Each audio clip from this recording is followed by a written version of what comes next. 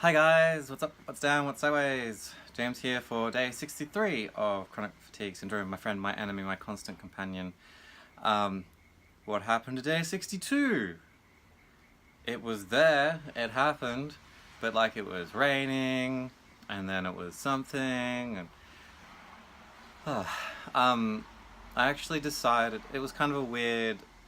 It wasn't that I decided not to do it, it was I decided to do nothing, and therefore it didn't get done as well. Yesterday wasn't like the worst I've been in the last month or so, but it was a point where I there was no reserves in even my backup reserve tank of will. It was just no. I did what I had to do. For that day I did what I had to do for the next day, and then I just stopped and didn't do anything. And yeah, so sometimes I'll do I don't like doing it, but I did it because sometimes you've got to. And today I because what I was going to talk today was about signposts and this kind of thing. Then I was going to talk about something else. So I'll talk about signposts while I remember it, which is completely different to what I had decided to talk about when I came on camera. So, yay! Um, this could be in two parts. One part is sharing with other people what it's like to have chronic fatigue syndrome, in the sense of how the day is planned out. So, I have in the mornings of a weekday a particular job that's 5 hours long, requires me getting there and getting back, travel to and fro. But it is only 5 hours long, and it theoretically gives me enough hours in the afternoon to do the second lot of work, building and the projects that I do. Because the idea is that you do like something stable and then something else to build on your future, so that you don't have to work your 9 to 5 or something like that. So I'm always trying to do something now for future James, but that requires energy now. So theoretically, I should be able to wake up, go to the first block of work, come back, do the second block of work, and then have my evenings. Okay? Theoretically. Now, I have the self-discipline to be able to map out every half-hour block of my day. I've done it before, I know how to do it, I can do it, I've got the self-discipline to do it, so I know it's possible. And the reason I share this with you is because when I've got my day and I'm planning to go through it, if I don't get stuff done, and it's not an external stimulus that's caused it, usually means that something's off with me.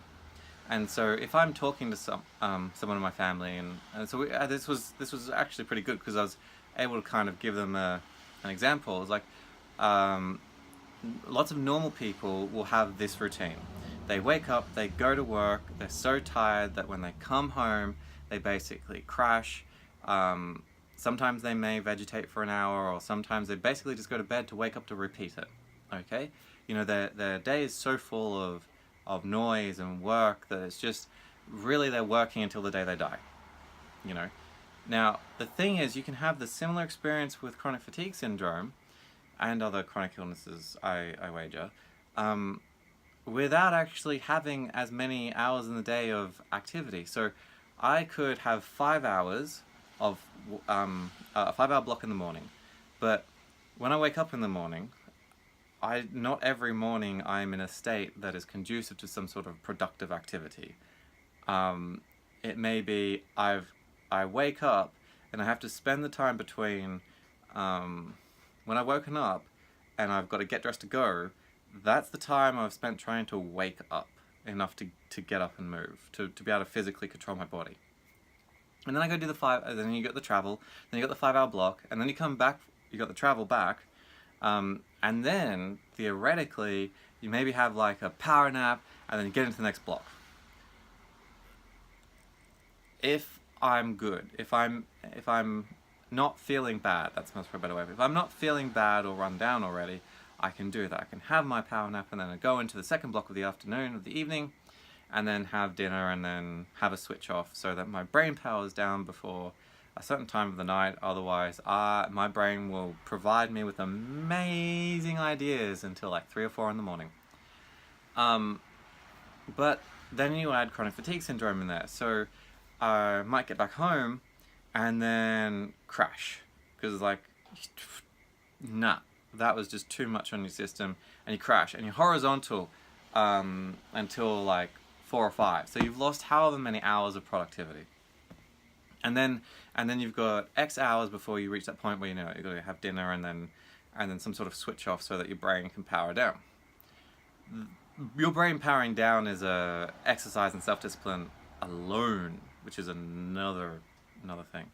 But so if a normal person was looking like, but you've got so many hours during the day, you know, you're only doing a 5-hour block of one particular thing before you go into the next thing. It's like, you're absolutely right, but with this chronic fatigue syndrome, it just needs my attention. It just, you know, if I want to lie down for a power nap, it wants to get in there and hang out with me and like keep me there for maybe an hour, 3 hours, 4, you know. And then when you wake up, you don't always know how you're going to wake up. You may wake up worse than when you went to sleep or for your nap. However, if you have a level of functionality, then what I've done is I've just had to get really good at, I've got 2 or 3 hours of productivity time. Let's be efficient and proficient and just effective at this. And so I can get a lot done in a short amount of time. But that again also takes reserves and relies on the fact that I'm feeling okay enough to do that. So it keeps relying on me having I don't feel as bad as I could, you know, which is like my equivalent of feeling good, where I feel normal. So I could go for a sleep right now. If I went for a sleep right now, I'd wake up and be awake all night. So, because it's like 6:30 now. So, and being in front of the camera, I put on a bit of energy to show you. As soon as this camera goes off, my body will go, wow. Okay, and I can feel that, and if you're good at reading people, you'd be able to tell, like, because my voice energy will dip slightly, my eyes have a particular, like, there's tells when you're watching someone.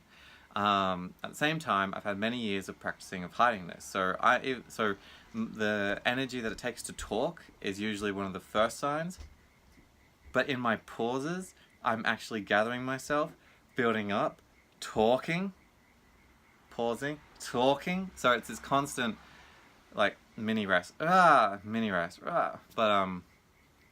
yeah, even that can be draining. So there are ways of hiding it. So it's that kind of like, yeah, there's enough hours in the day to do everything you need to do, but sometimes chronic fatigue syndrome just like gets in there and like, rah. So I have not done. I've done maybe a third of what I wanted to do today, and I have to deal with that. But I'm going to try and get another block of time in and do a little bit more. At the same time, if I had a better offer come along than work, I would do that, because there's that balance between I got to constantly strive for a better tomorrow, but, you know, a little bit of niceness goes a long way. So it's that kind of the balance there. And the signpost thing is the same thing for someone who works in one of those jobs where it's just like you're working until you die kind of thing. So like you wake up, you work, you come home, you crash, you go to bed, blah. Now, those things are signposts along the way that's kind of like your body and your mind going, you need to stop, you need to change this, right? And sometimes what happens is, it's not until we were like hit the wall or fallen off the cliff that we go, oh, I should have listened to myself. And then you change that behavior, which is not optimal for you. So while we're doing it, we're like, oh, I'll be fine. It'll be all good. I can handle it. I'm tough. Yeah, wall, abyss, you know, kind of thing. And the same thing with chronic fatigue syndrome. there are signposts, and so I'm driving along the road of life right now, and there's signposts keep coming up. I'm like, you should blah blah. Like there are signposts, and it's this weird blend between I should listen to the signposts, but I shouldn't give up. Signposts, and like I can see the drop in the distance, and it's not that far away. Signposts. So it's that kind of don't give up, don't give in. Keep working forward, but still be honest with yourself enough that you can listen to those signposts as they come in. And just once again accept that sometimes you're not always going to be able to do everything that you want to do in the day, but you can still always, well, I believe you can always do one thing. And it doesn't matter if that one thing was 5 minutes. Like if you're really, really bad, it was 5 minutes. In my case, I've got a lot of different responsibilities. So I've got like, this is the thing I must do today. So I've pretty much done that. I've got one more thing to do. It shouldn't take me too long. Whether or not I keep working or not will be up to future me, you know. So I just thought I'd share that. Day 63, about 62. 62 I kind of hit the wall a bit. A little mini wall, push right through. And it's just good to watch those signposts as they're coming along and pay attention before you crash. And it happens in everything from business to relationships to just normal life. These signposts come along, we ignore them, we try and be tough, and then we hit the wall or the abyss, and we go, I didn't have to become the train wreck. I could have stopped back there. So as you get older, theoretically, you become mature and experienced enough to recognize the signpost and stop before it happens. As opposed to, you know, I'll be fine, wee, that kind of thing. So thank you very much for letting me share with you day 63 about day 62. If you have any questions or want to introduce yourself, feel free to comment below. Feel free to like, share, subscribe, hit the little notification button. And thank you very much for letting me share with you about chronic fatigue.